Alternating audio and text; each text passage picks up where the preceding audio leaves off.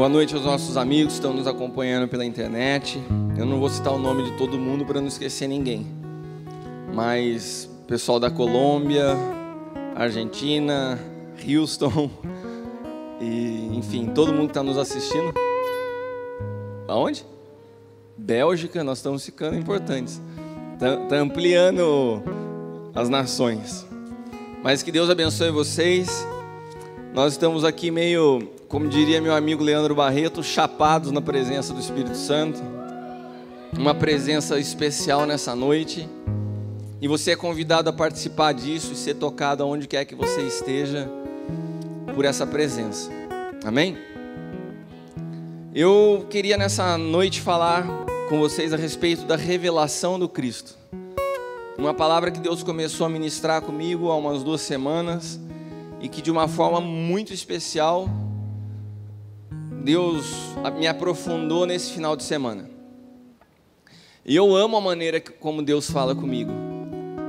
Eu amo a maneira como Deus fala, porque todas as vezes que Deus fala comigo, Ele me pega em situações onde eu estou de guarda baixa. As conversas mais profundas que eu tive sobre Deus não foi com teólogos, não foi com doutores em divindade. As conversas mais profundas que eu tive com Deus foi eu mesmo com o Espírito Santo,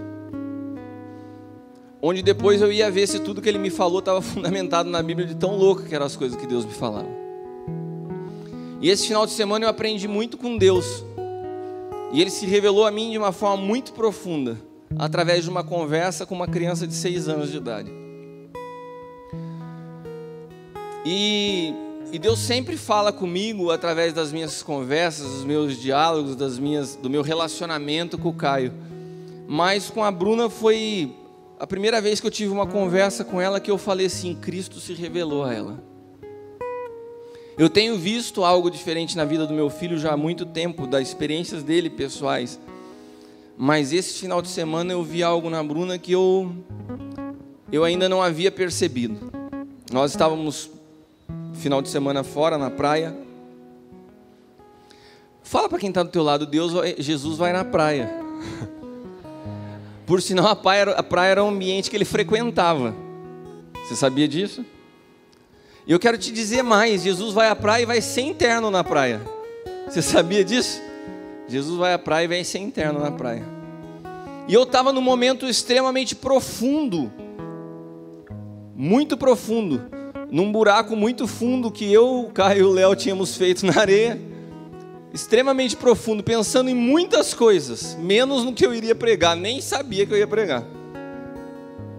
E esse buraco era governado pela Bruna. A gente fez para ela e ela dava a ordem: quem podia nadar no buraco, que o buraco se encheu de água, quem não podia nadar, quem podia entrar.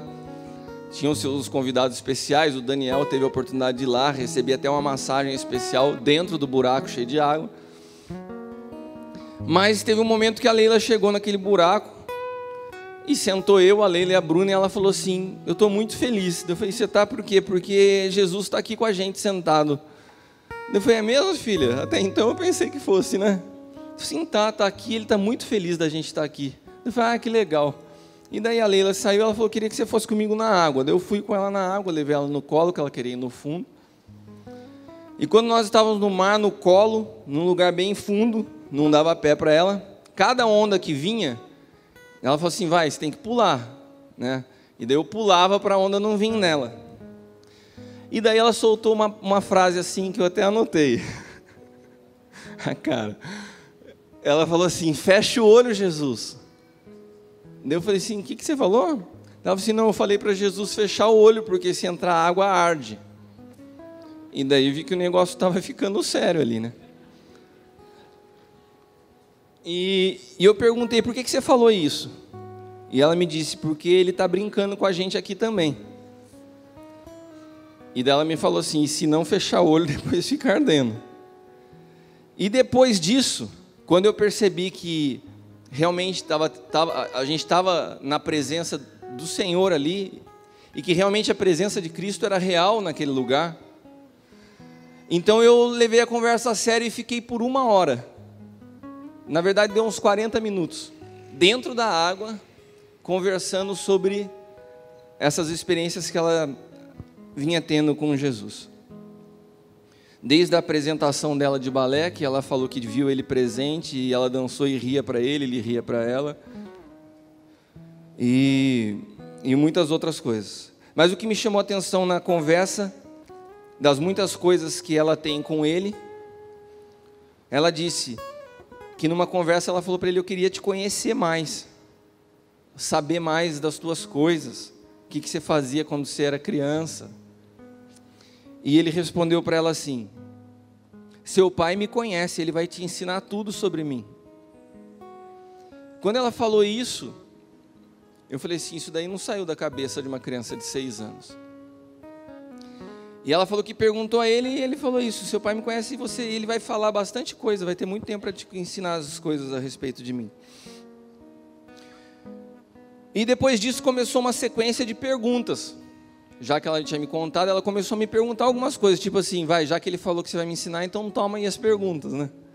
E a primeira delas foi o seguinte: pai, por que quando ele desenha comigo, ele sempre desenha estrela?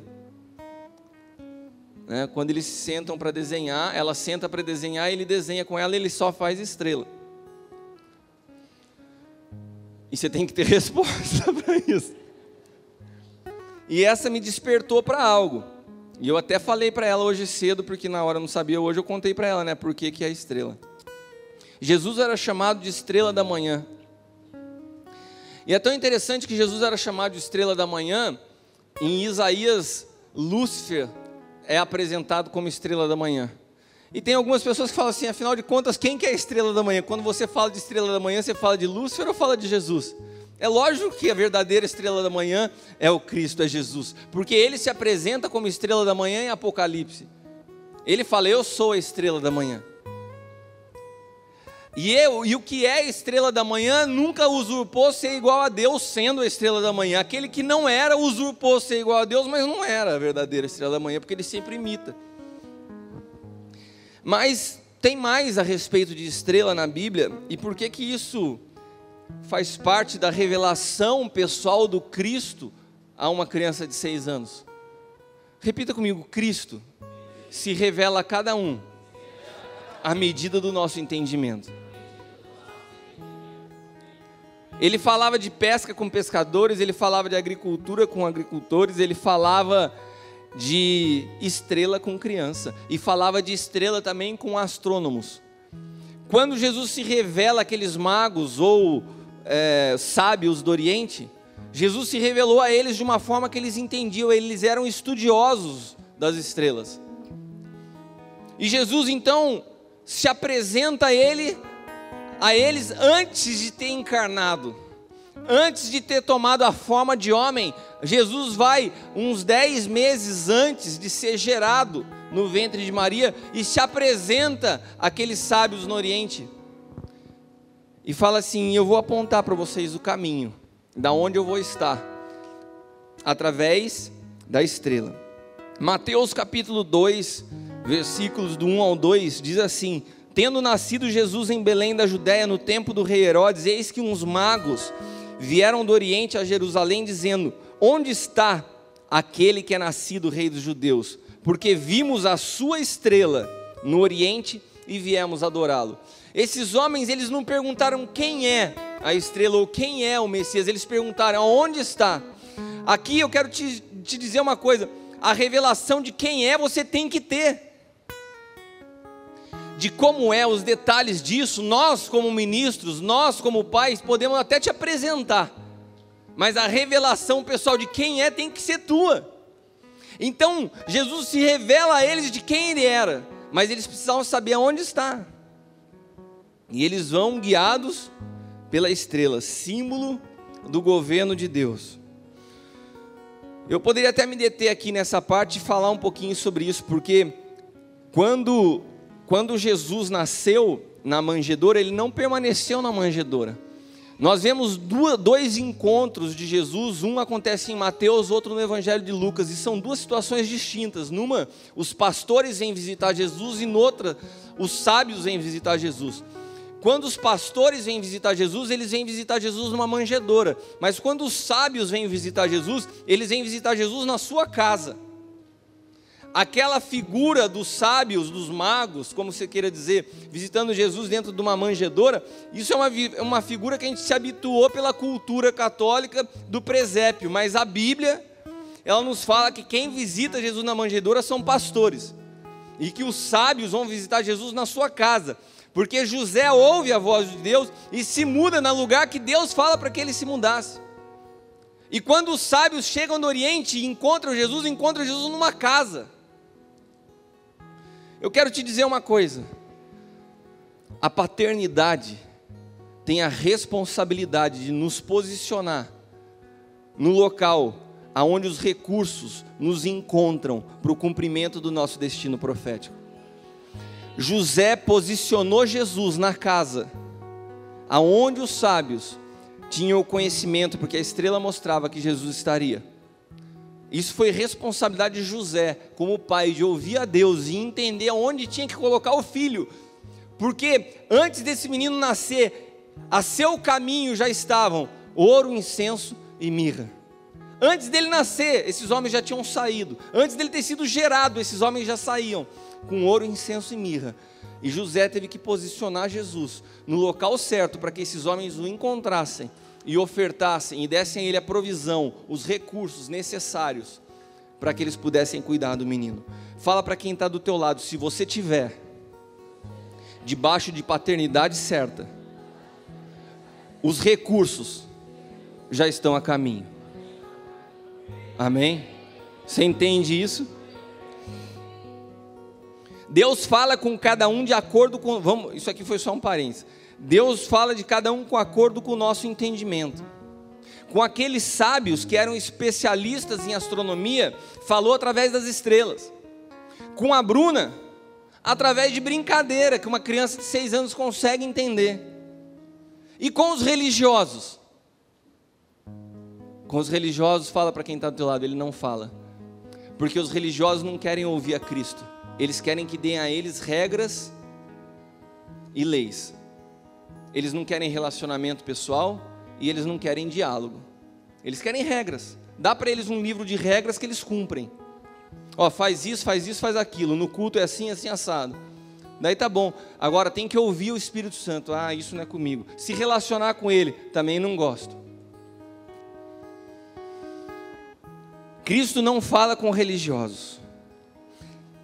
Mas eu quero que você entenda nessa noite que a revelação de quem é Cristo nos liberta. A revelação de quem é Cristo nos dá segurança. A revelação de quem é Cristo é o que muda radicalmente as nossas vidas. Você pode passar anos e anos dentro do banco de uma igreja, se você não tiver a revelação de quem é Cristo, a sua vida não será transformada. Se você pessoalmente não tiver a revelação do Cristo ressuscitado, a sua vida jamais será mudada. Jesus cresceu em etapas, em fases. Ele foi um menino que no ventre ele era movido aonde a sua mãe se movia, porque era um neném. Depois se tornou um adolescente que era movido aonde o seu pai mandava, porque ele era obediente ao seu pai. Até que se tornou homem e passou a ser conduzido e guiado pelo Espírito Santo. Da mesma forma, nós passamos na nossa vida por estágios de maturidade espiritual. Quando nós conhecemos a Cristo, somos como meninos.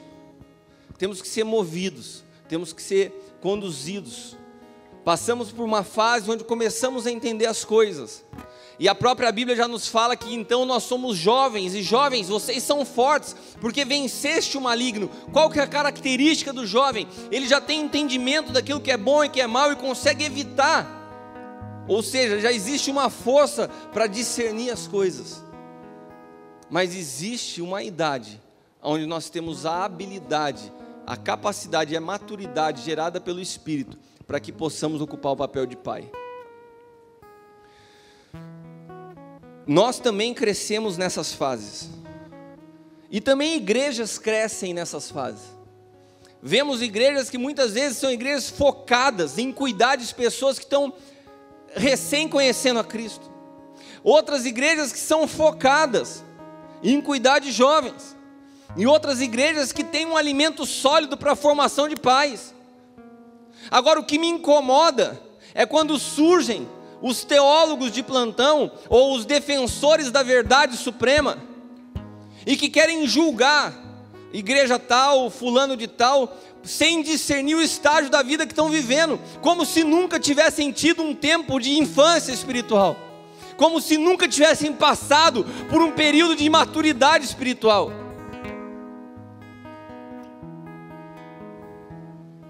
Você sabia que o crescimento do corpo humano se dá através de um hormônio chamado GH? Esse hormônio é produzido por uma glândula chamada hipófise, que está situada na base do crânio. E esse hormônio é liberado, esse hormônio do crescimento é liberado durante o sono, enquanto dormimos. Você fala, o que tem a ver com o que você está falando, cara? Aquilo que dá o crescimento para o teu corpo é um hormônio situado na sua cabeça que é liberado quando você está dormindo. Você conseguiu entender alguma coisa? Quem dá o crescimento ao corpo? O cabeça. Quando? Quando aprendemos a descansar nele. O corpo humano é um retrato profético do que Cristo tem para as nossas vidas. Se você não consegue entender que o crescimento do corpo é controlado pelo cabeça, você começa a criticar o crescimento do corpo nos estágios que ele está passando.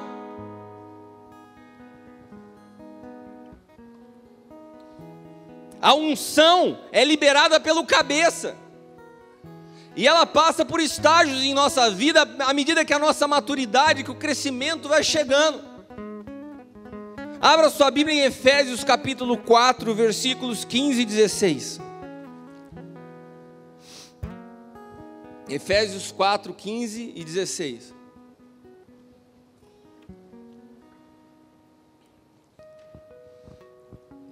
Antes, quem não achou está lá no telão. Seguindo a verdade em amor. Repita comigo, seguindo a verdade em amor. Cresçamos. Você consegue perceber que o crescer é imperativo? Deus não chamou ninguém para continuar menino o resto da vida. Deus não chamou ninguém para permanecer como menino para o resto da vida. Cresçamos em tudo naquele que é o cabeça. Quem que é o cabeça? Cristo. Do qual todo o corpo bem ajustado, ligado pelo auxílio de todas as juntas, segundo a justa operação de cada parte, faz o aumento do corpo para a sua edificação em amor. Temos que discernir no corpo que precisamos nos sujeitar ao cabeça que é Cristo. E isso produzirá um crescimento natural nas nossas vidas. Porque se sujeitar a Cristo é descansar nele. Se sujeitar a Cristo é entender que a verdade dele muitas vezes não é a tua verdade, mas nós não temos direito a ter as nossas verdades, porque ele é o caminho, a verdade e a vida. E muitas vezes nós chegamos diante de Deus com as nossas verdades. Eu estou frequentando a igreja há tanto tempo, mas disso eu não abro mão. Eu vou, mas disso, gente, não tem disso. Não tem a tua verdade, não tem aquilo que você gosta. Ou você permite que Cristo seja revelado na sua plenitude na sua vida, ou você vai viver à borda como um menino que não cresce. Se não soubermos descansar e confiar em Cristo, não há crescimento. E é por isso que a gente vê muitas pessoas imaturas vivendo com Cristo há anos sem um crescimento genuíno. Sem contar aquilo que eu falei, né? Os arautos da verdade, aqueles que eu vejo cada absurdo. Eu vi na internet um cara agora que deu para falar mal da Ana Paula Valadão. Daí o cara pega cada letra da música dela e acha alguma coisa que está errada e começa a detonar ela. E tem esses caras que tentam se promover através da crítica. Você pode perceber que o que não falta é gente para descer o porrete no Silas Malafaia. E eu não estou falando gente do mundo não. Outros pastores, outros ministros. Daí tem outros que são especialistas em bater no Miles Monroe. Daí tem outros que são, e se levantam. E tem um montão de gente que vai ouvindo essas coisas. E vai ouvindo essas coisas. Falei, gente, por que perder tempo para bater em um outro irmão? que às vezes está vivendo uma outra revelação que não é a tua? Por que você não pode gastar o mesmo espaço que você tem para falar do Evangelho, para manifestar o Cristo ressuscitado, para manifestar a revelação do Cristo que chegou na tua vida? E pessoas utilizando de espaço, de mídia, de televisão para bater um no outro. Nós fazemos parte do mesmo corpo, sem discernimento do corpo, porque querem se posicionar e muitas vezes crescer, e estão olhando somente para o seu próprio umbigo, buscando a sua fama, o reconhecimento pessoal através da crítica de alguém que é mais conhecido. E daí você pega uns caras que não são nada que eu estou falando no mundo secular, em termos de conhecidos, e começam a detonar alguém que é conhecido, porque começa a ter bastante visualização no YouTube, começa a ter bastante visualização, porque sempre tem alguém para ver falando de alguém conhecido. Isso me deixa profundamente triste, quando eu vejo pessoas que fazem parte do mesmo corpo, que são pessoas às vezes inteligentes, são pessoas muitas vezes que poderiam estar sendo instrumentos de Deus para abençoar a igreja, estão gastando o seu tempo para criticar, porque muitas vezes não conseguimos entender a diferença do crescimento e as fases pela qual o corpo passa. É a mesma coisa que eu, com a minha idade, querer fazer a minha filha com 6 anos entender o livro de Apocalipse. Como que você não entende? O que você está falando não é assim. Da onde que Jesus fica desenhando estrelinha? Já pensou sentar para ela e dar uma doutrina teológica em cima do que ela me explicou? Mas e a revelação de Cristo que ela teve? Não foi algo pessoal? Não foi algo que Deus, na sua multiforme, utilizou a maneira mais graciosa que Ele podia se apresentar a uma criança? E será que se Deus faz isso com uma criança, Ele não pode fazer para a pessoa que está do teu lado de um jeito que ela entenda? E que às vezes você não vai compreender.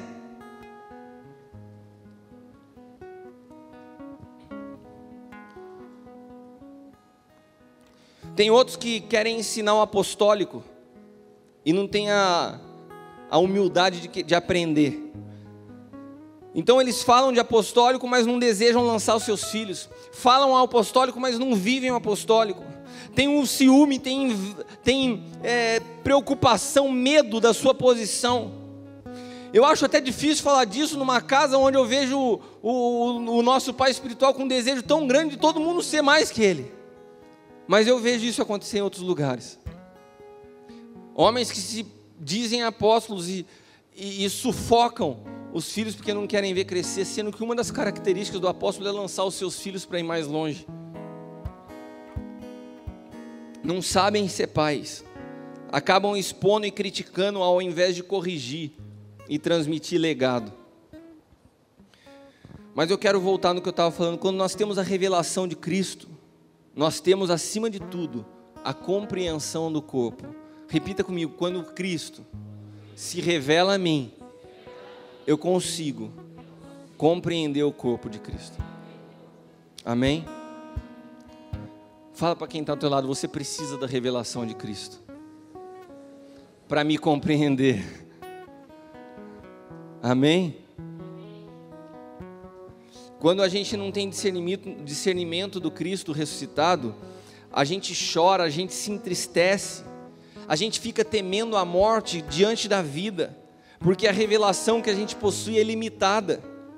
A revelação que a gente possui é de um corpo morto, é de uma estrutura. E eu vou mostrar isso para vocês, fundamentar isso na palavra. Abra sua Bíblia no Evangelho de João, capítulo 20. João 20.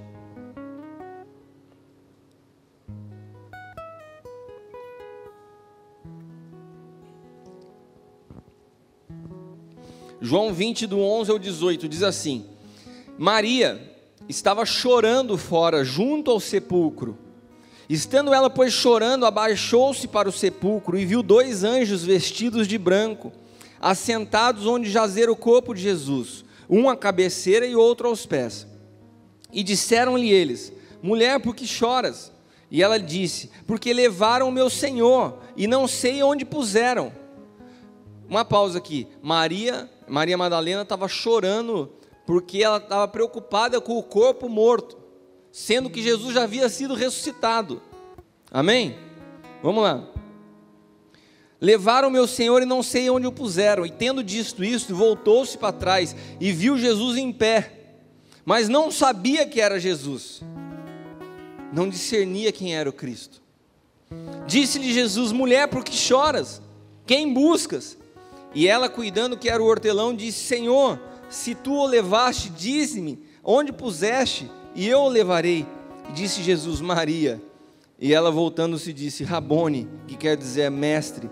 Disse-lhe Jesus: não me detenhas, porque ainda não subi para o meu Pai, mas vai para meus irmãos e dize-lhes que eu subo para o meu Pai, o vosso Pai, o meu Deus e vosso Deus. E Maria Madalena foi e anunciou aos discípulos que vira o Senhor e que ele lhe dissera isso. A revelação de Cristo, a revelação do Cristo ressuscitado arrancou Maria Madalena do choro, arrancou Maria Madalena do medo para a coragem e para a ousadia. Esses dias eu estava orando de manhã, numa segunda-feira passada, muito preocupado diante de muitas coisas que eu tinha que resolver. Estava com muitos problemas, muitas situações para resolver. E segunda-feira é o dia que eu entrego ao Senhor e estou aqui na igreja servindo, discipulando e preocupado. E eu acordei preocupado, eu acordei com a minha cabeça nas situações. E o Espírito Santo falou assim para mim, quando eu saía de casa no carro. Ele falou assim: você está com a tua visão errada. Eu falei: Senhor, o que eu estou com a minha visão errada? Mas assim, já meio chateado, sabe? Eu senti o golpe, a dura, né? Ele me deu uma dura, falou assim, eu vi que eu estava errado, daí eu já fiquei meio assim: mas o que eu estou errado, Senhor? Ele falou assim: você acorda olhando para os problemas. Ele falou assim: você tem que aprender a não olhar para os problemas. Eu falei: tá bom, Senhor, então me explica como que eu faço, se daqui a alguns minutos eu tenho que enfrentar os problemas, eu vou fingir que eles não existem. E eu falei exatamente do jeito que eu estou falando com vocês com o Senhor. Eu falei: tudo bem, eu quero aprender isso, a não olhar para os problemas. Você só me fala como que eu faço para chegar diante dele e ignorar que ele não está lá. E daí o Espírito Santo, com a paciência que ele é peculiar, me falou assim: meu filho, eu não estou falando para você deixar de olhar para o problema, só que tem uma regra básica que eu vou te ensinar. Antes de você olhar para o problema, você levanta e passa um tempo olhando para mim. Olha para mim, a hora que você estiver cheio da convicção do quanto eu te amo, do quanto eu tenho cuidado da tua vida até aqui, a hora que você se encher da segurança, do quanto eu desejo o teu futuro abençoado, do propósito que eu tenho que cumprir na sua vida, que isso te encher, daí você olha para o problema, e você vai ver o tamanho que esse problema vai ter depois de você olhar para mim.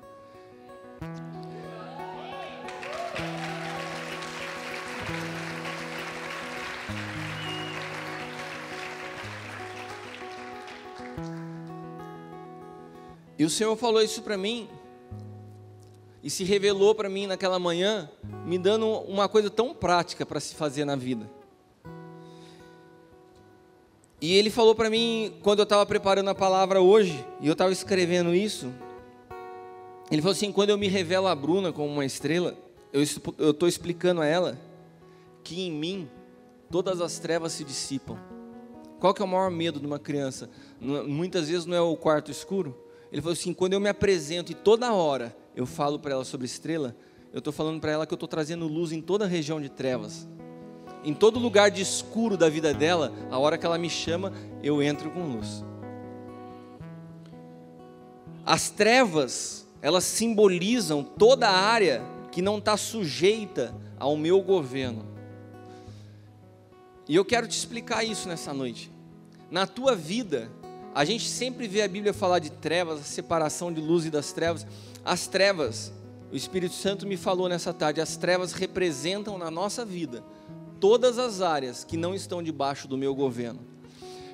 Numa palavra muito antiga que Deus me deu, uma vez o Senhor me falava a respeito do governo, que o sol e a lua são símbolos do governo de Deus, porque a Bíblia fala que Deus colocou um para governar sobre o dia e um para governar sobre a noite. Então todas as áreas que estão em trevas na nossa vida são áreas que não têm governo de Deus, ou seja, são áreas que você insiste em continuar tomando decisão, em agir, em fazer as coisas do teu jeito. Presta atenção aqui, é com você que o Espírito Santo está falando, com você que está cansado de ouvir ensino, palavra, ministração a respeito de algum assunto, e você não põe em prática porque você prefere continuar fazendo do teu jeito.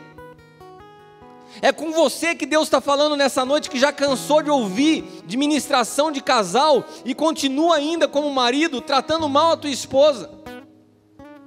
É com você que Deus está falando que como filho está cansado de ouvir a palavra de Deus sendo ministrada e ainda insiste em desobedecer o teu pai.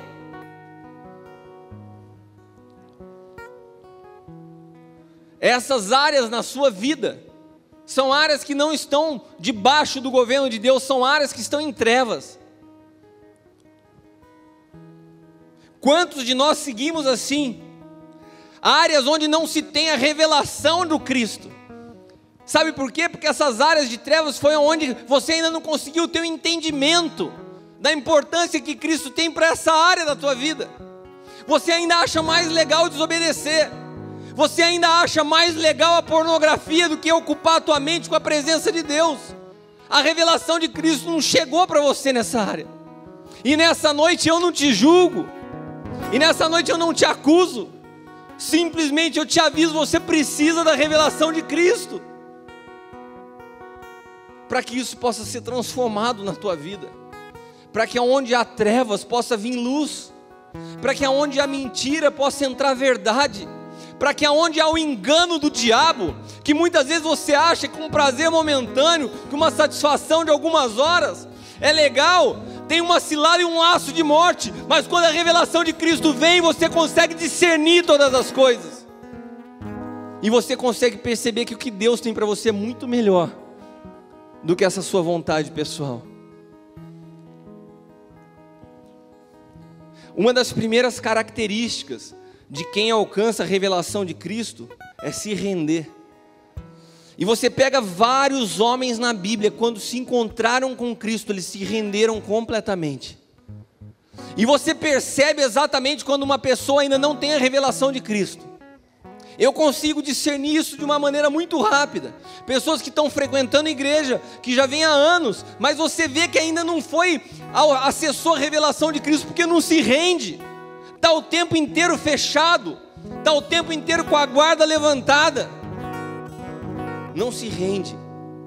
É impossível você se encontrar com o Cristo ressuscitado e não se render completamente. É impossível você ter a revelação de Cristo e aquilo não fizer com que você renda toda a tua vida e se entregue completamente. Se você não pode se render, é porque você ainda não conheceu de fato. E se você não conheceu de fato, isso não é nada que venha para trazer um peso e um fardo sobre a tua vida, porque nessa noite Ele quer se revelar a você. Basta que você fale: eu quero, Senhor.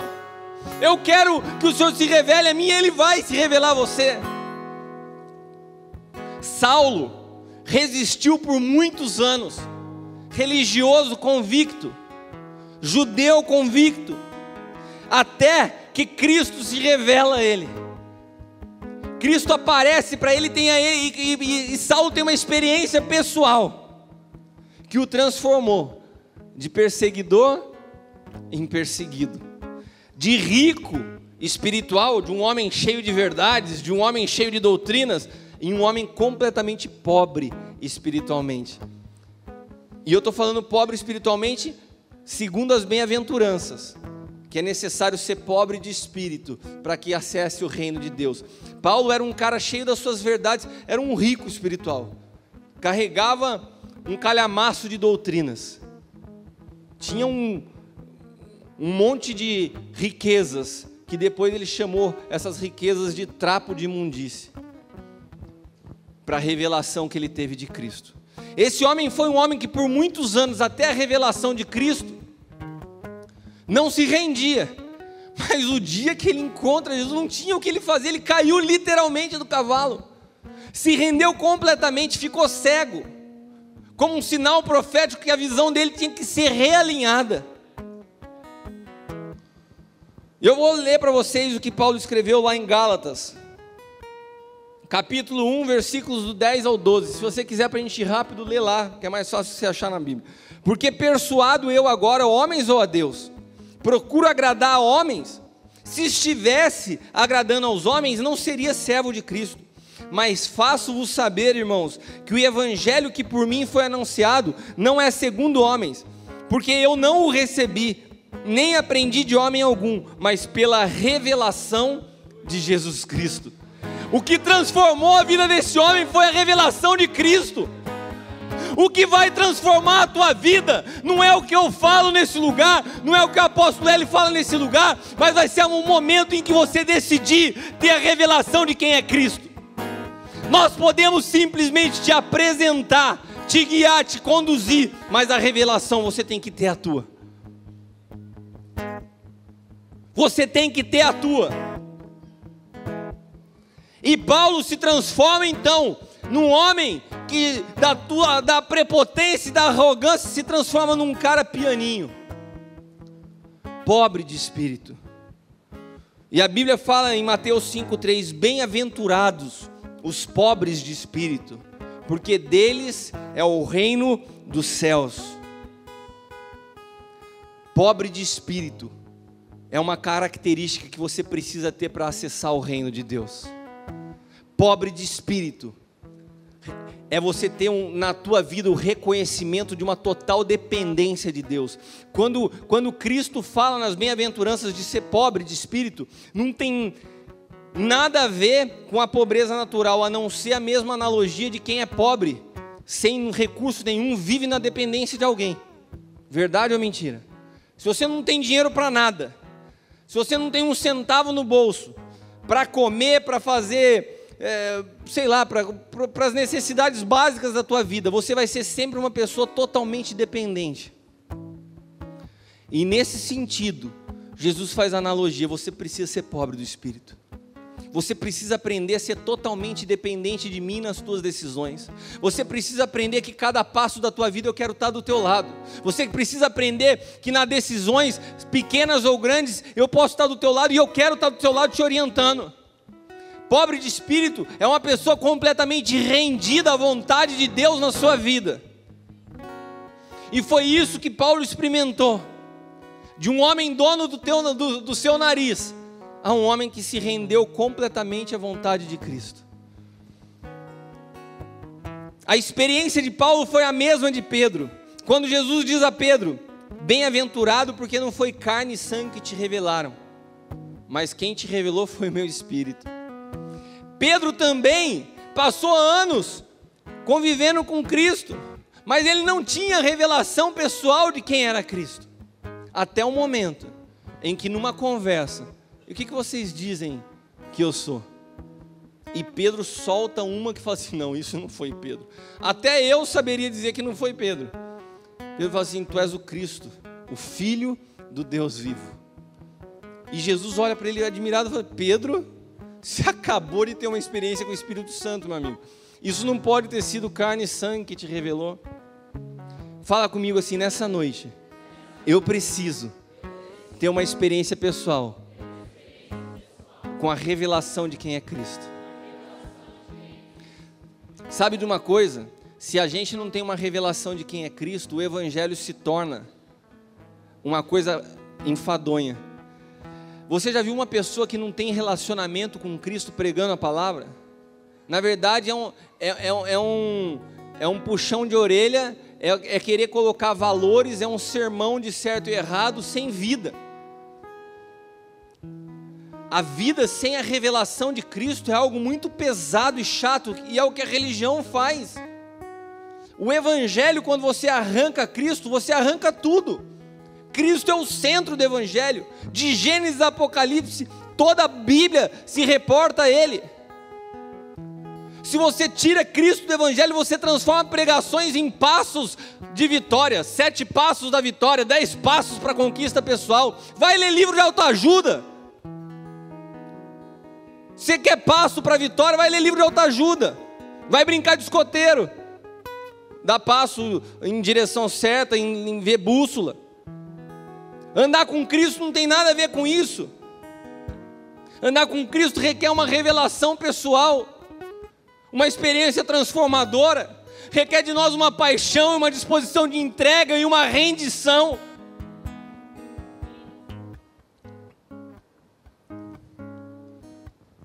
Pobre de espírito é virtude de depender inteiramente de Deus. E eu vou falar uma coisa para vocês, o ano de 2013 foi uma bênção na minha vida para aprender isso. Se Deus quis fazer esse ano um ano de extra, Ele fez isso na minha vida. E Ele me preparou para entender o que é uma dependência total e completa dEle. Entender que sem Ele eu não sou nada. Entender que pregar o Evangelho só faz sentido se primeiro fizer sentido na minha casa e na minha vida. Num ano onde eu nunca fui tão chamado para pregar em outros lugares, mas onde a base do pregar fora estava focada e fundamentada naquilo que eu pregava dentro da minha casa. Um ano onde nós terminamos orando em casa, agradecendo a Deus e falando: Senhor, a única coisa que eu te peço é que a revelação que nós temos como casal do Senhor chegue aos nossos filhos. E eu começo esse ano vendo a minha filha tendo uma experiência nesse nível. Porque se eu não conseguir produzir na minha casa a revelação de Cristo, eu não estou apto para subir num púlpito e falar de Cristo para ninguém. Se os meus filhos não forem naturalmente apaixonados por Jesus, como que eu vou levar alguém a ser apaixonado por Jesus? A Bruna falou uma coisa assim para mim, falou: pai, eu vou te falar uma coisa, você não vai ficar triste. Eu falei: pode falar, filha. Eu aprendi a amar Jesus mais do que você e a mamãe. Eu falei assim: olha, isso me deixa muito feliz. O que tem de mais precioso para uma criança de 6 anos do que o pai e a mãe? Quem pode transmitir para uma criança de 6 anos mais segurança do que o pai e a mãe? Só Cristo. E só uma revelação pessoal de Cristo. Olha o que te espera com a Alice, Samuel. Se você não conseguir produzir isso na vida dela, meu amigo, o Evangelho não tem sentido na sua vida. Se nós não estivermos aptos a produzir isso, essa vida dentro de casa de uma forma natural. Você imaginou se... Esses dias eu estava aconselhando, eu não lembro quem, é até bom que eu não lembre quem, que daí eu não menciono aqui. Mas eu falei assim para... É um irmão que é um ministro. Eu falei assim para ele: a sua família não precisa de um pastor dentro de casa. Seus filhos não precisam de um pastor dentro de casa, precisam de um amigo, de um pai. O cara chegava em casa, tinha tempo para querer doutrinar os filhos na palavra, mas não brincava um minuto com as crianças. Sabe o que as crianças estavam pegando? Implicância da igreja. Quando ele ia conversar com a esposa, era só lição bíblica. A mulher não aguentava mais. A esposa e os filhos estavam vendo a igreja como uma competição. A igreja está ocupando nosso lugar. Depois de muitos anos, ele conseguiu separar um domingo. E ao invés de ficar preparando durante o domingo a palavra, ele saiu para passear com seus filhos e com a sua esposa. E aquilo produziu um rompimento dentro da sua família, que ele não conseguiu produzir a vida inteira. A revelação de Cristo, ela acontece de forma natural. Se Cristo se manifestar na sua vida, o que você fala vai manifestar Ele. O que você sorri vai manifestar Ele. Suas brincadeiras vão manifestar Ele. Se Cristo de fato for revelado na tua vida, tudo que você fizer vai manifestar Ele. Esse pacto que o apóstolo Hélio falou que tem com Ele é algo que se torna natural. Tudo que nós fazemos, vivemos, tem como centro a Cristo, quando Ele se revela na nossa vida. Esse é um projeto de Deus para todos, porque o reino é para todos. E muitas vezes é um processo que nos custa entender, porque nós insistimos em querer ter o controle das coisas. Nós não nos sentimos confortáveis com problemas ou situações que nós não sabemos como lidar e como resolver. Quantos já se sentiram assim? Senhor, esse problema eu não sei como lidar, como que eu vou resolver com ele? Daí você não se sente confortável, e daí você luta com Deus com aquilo, fala: Senhor, mas eu não tenho controle. Ele fala: é isso mesmo que eu quero, seu cabeça. É isso mesmo que eu quero, é que você não tenha o controle. E você está lutando porque você quer ter o controle. E Ele fala: me dá o controle. É que nem briga na frente da televisão, né? Ah, deixa eu ficar com o controle. Ah, não, deixa eu pegar o controle. Chega quem pega o controle primeiro. Nós insistimos em querer ter o controle. Fala para quem está do teu lado, dá o controle ao Senhor nessa noite.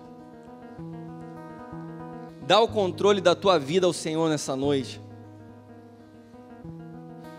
As nossas provas, elas são instrumentos que Deus utiliza para nos promover. O Espírito Santo me falava isso na segunda-feira, ele falou assim: você não entende que cada vez que eu te dou uma prova, eu estou na iminência de te promover e você fica reclamando da prova. Quantos aqui fizeram prova no primário? Na antiga primeira série você fez prova para passar para a segunda série do primário. Quantos passaram por prova da primeira para a segunda? Ou teve gente que pulou a primeira para a segunda? Matou, faltou, teve... Beleza. Você se lembra da sua prova? Acho que você não se lembra, né? Daí vocês que passaram por essa prova na primeira para a segunda, quantos de vocês fizeram vestibular? Quantos de vocês se lembram da sua prova do vestibular? E eu quero te perguntar, a sua prova do vestibular foi igual à prova da primeira para a segunda série? Foi mais fácil ou mais difícil? Foi mais difícil. A prova da primeira te promoveu para onde? Para a segunda. A prova do vestibular te promoveu para onde? Para a faculdade. Você entende que as nossas provas, elas vão se tornando maiores à medida que as nossas promoções são maiores. E Deus nos move em níveis. E Ele usa essas provas realmente para nos promover, diferente do diabo que nos tenta para nos abater. Deus nos prova para nos promover. E às vezes a gente não entende isso por causa da nossa imaturidade. E não tem maneira de Deus nos promover se não for nos provando. Porque todas as vezes, e aqui temos alguns professores, todas as vezes que você instrui, que você forma, que você qualifica, você precisa provar para saber se o conteúdo foi aprendido. Estou certo ou estou errado? Se Deus te dá conteúdo, e tem dado muito nesse lugar, se Deus te dá formação, e tem dado bastante nesse lugar, se Deus te qualifica, Ele tem que provar para ver se o conteúdo foi absorvido. E o que acontece se você passou por tudo isso e na prova você não é aprovado? Vamos lá de novo. Vamos lá. Repetiu de ano, meu amigo. O que é mais fácil? Você ficar repetindo os mesmos problemas na sua vida ou entender aquilo que Deus está querendo te ensinar?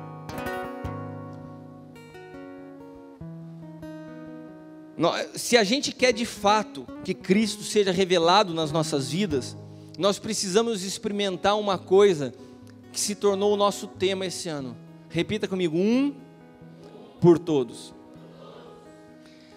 Esse um por todos é uma palavra que, se você entender, ela vai te levar à revelação de Cristo. Um por todos expressa bem o que Cristo fez por mim e por você numa cruz. Eu queria que você abrisse a sua Bíblia ou acompanhasse lá pelo telão Mateus 27, dos 50 ao 53. E Jesus, outra vez, com grande voz, rendeu o Espírito. E eis que o véu do templo se rasgou em dois, de alto a baixo. Tremeu a terra, fenderam-se as pedras, abriram-se os sepulcros, e muitos corpos de santos que dormiam foram ressuscitados. E saindo dos sepulcros, depois da ressurreição dele, entraram na cidade santa e apareceram a muitos. Amém? Quantos conheciam esse texto? Grande parte das pessoas conhecia esse texto. Você sabia que isso aconteceu no momento que Jesus ressuscitou? Quando Jesus desceu na mansão dos mortos, como diz a palavra, e ressuscitou, diz que a terra não conseguiu suportar a presença, a glória e a revelação do Cristo. E o corpo dos santos que dormiam se levantaram e ressuscitaram e começaram a caminhar pela cidade.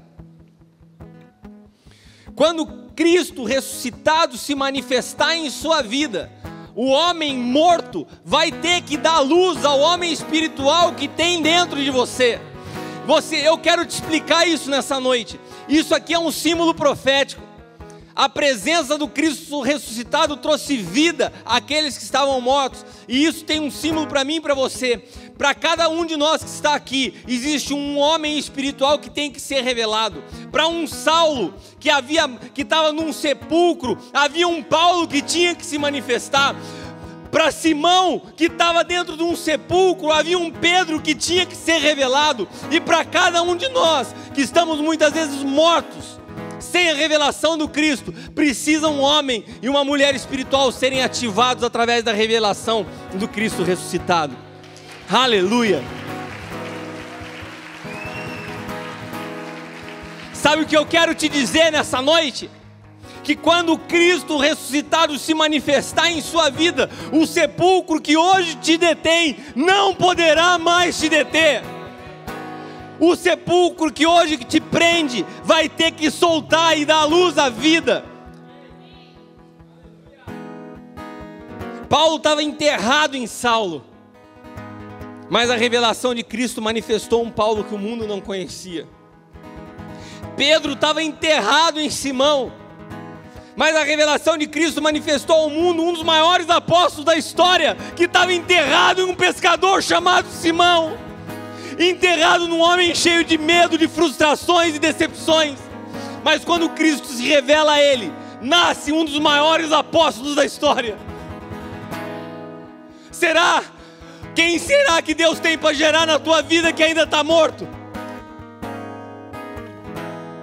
O que Cristo quer manifestar em você? O que precisa ser dado à luz em você que você ainda não permitiu? Nessa noite o Pai quer revelar o Cristo ressuscitado a você. Quer te libertar dos sepulcros que te aprisionam, que roubam a sua identidade. Você sabe que você tem um nome para Ele. Você tem um nome escrito para Ele que só Ele tem reservado a você. Mas o inimigo, ele tenta roubar essa identidade espiritual, te falando quem você é. Quem você é? Ah, filho de fulano de tal e fulano de tal. Ah, com essa história de vida, fez isso, isso, aquilo. Adulterou, prostituiu, roubou. Você é isso. Mas quando Cristo se revela a você, o teu passado é jogado para trás e uma nova história começa diante dos teus olhos. E essa história escrita pelo dedo de Deus revela a você um novo nome, uma nova identidade no Espírito, que é capaz de destruir as obras do diabo. E por isso ele luta para prender você nesse sepulcro de uma identidade passada, de uma identidade velha, de uma identidade natural. Nessa noite o Espírito Santo precisa produzir em você a sua verdadeira identidade. Nessa noite o Espírito Santo quer que você permita a revelação do Cristo ressuscitado ser gerada na sua vida. Nessa noite é necessário que Cristo te alcance, que a sua identidade possa ser gerada de fato nessa noite. E é necessário algumas coisas. E eu escrevi aqui algumas coisas como uma dica, que muitas vezes, quando isso acontece como criança, como aconteceu com a Bruna, não é necessário, porque a criança não tem tanto histórico de pecado e de erro como nós. Mas quando nós não temos na nossa vida o privilégio de ter a revelação de Cristo na nossa infância, e nos é enfiado abaixo, goela abaixo, religião, doutrinas, ensinamentos, e a gente às vezes vai ficando com tudo isso e tantas áreas em trevas na nossa vida, sem o governo de Deus. Se você está anotando, eu queria que você escrevesse isso. É necessário, em primeiro lugar, abrir mão das nossas verdades. Abrir mão das nossas verdades. Abrir mão das nossas verdades. Quantas vezes na minha vida eu tive que abrir mão de coisas que eu acreditava serem corretas, simplesmente para aprender a me submeter, simplesmente para me aprender a amar uma pessoa que aos meus olhos não merecia o meu amor. E quanto eu tive que abrir mão da minha verdade para entender que eu também não era merecedor, mas Ele me amou mesmo assim. E quando eu abro mão da minha verdade, eu me nivelo, eu não sou maior do que ninguém, porque Ele foi um por todos. Aleluia. É preciso deixar a sua luz entrar em cada área das nossas vidas que ainda está em oculto. Não tem jeito de viver com Cristo tendo duas identidades.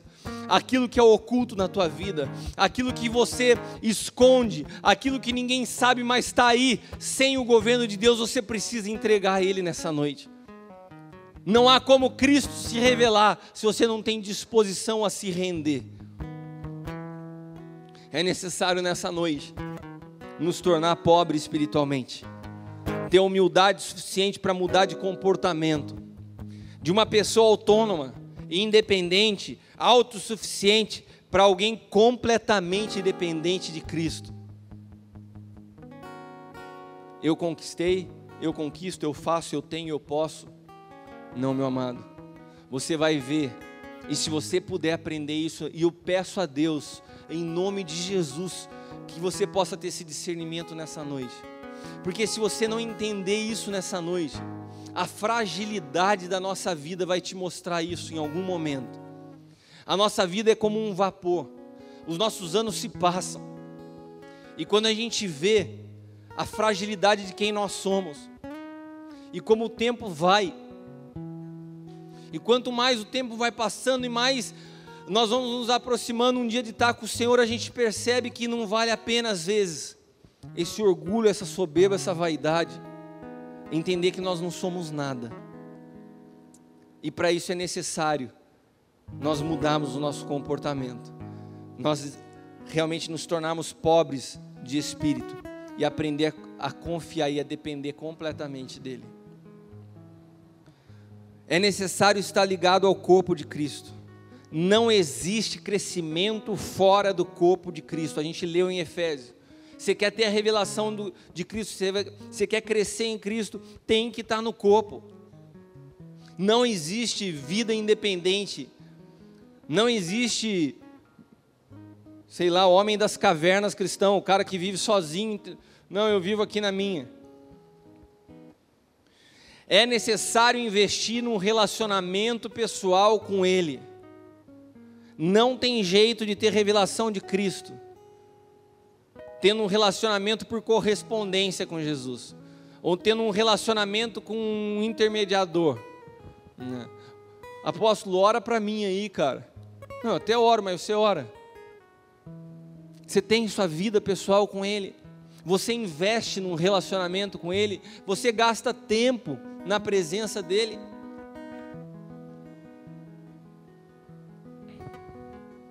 E é necessário você entender o que significa essa palavra um por todos. Quando nós deixamos de olhar para nós e pensar no outro, nós começamos a ter acesso à visão e ao coração de Cristo. Quando nós abrimos mão de olhar para nós mesmos e entender a necessidade de quem está no nosso lado, a gente começa a se tornar um pouco mais parecido com Cristo. Vamos colocar de pé.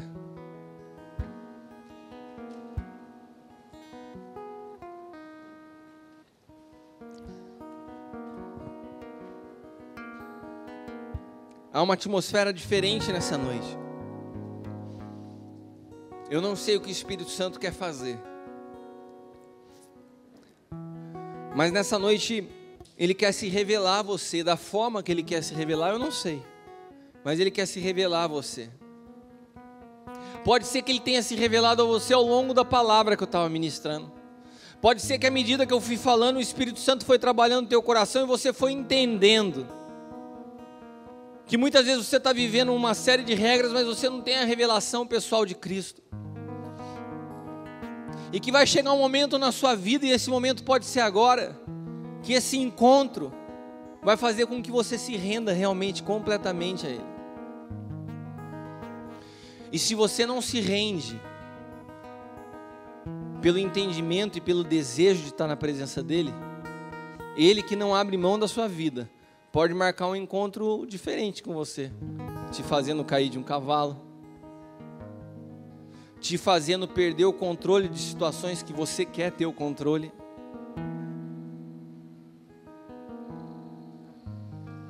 Mas nessa noite, o Espírito Santo tem liberdade e Ele se move nesse lugar. E você sabe que a visão que tiveram no começo do culto de Cristo com a mão nos meus ombros é exatamente como eu me sinto nessa noite. É como eu vejo nessa noite. Em todo momento que eu falava, eu sentia Ele ao meu lado falando: eu preciso que eles me conheçam. Você precisa conhecer a Ele. Eu não estou falando aqui, meu amado, de uma igreja evangélica. Eu não estou falando aqui de uma filosofia, de uma teologia, de uma teoria. Eu estou falando de um relacionamento onde Ele revela a você o que foi a cruz, quem Ele é, o quanto Ele te ama. Isso é impossível a sua vida continuar do mesmo jeito. É impossível. Nessa noite, se você deseja se render, eu queria te convidar a sair do seu lugar e vir aqui à frente. Aqueles que querem se render a Cristo, ao amor de Cristo, abre mão das suas verdades, dos seus achismos, das suas maneiras, abre mão dos seus julgamentos. Quantos de nós, por causa da imaturidade, julgamos sem saber?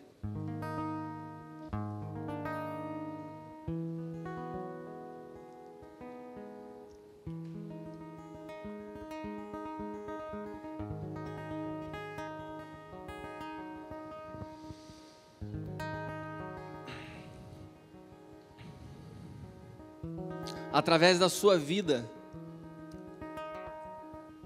a sua vida, será que ela funciona como uma estrela para aqueles sábios? Ela aponta a Cristo? Será que a tua vida tem apontado a Cristo para os teus filhos? Será que a tua vida aponta a Cristo para os teus amigos?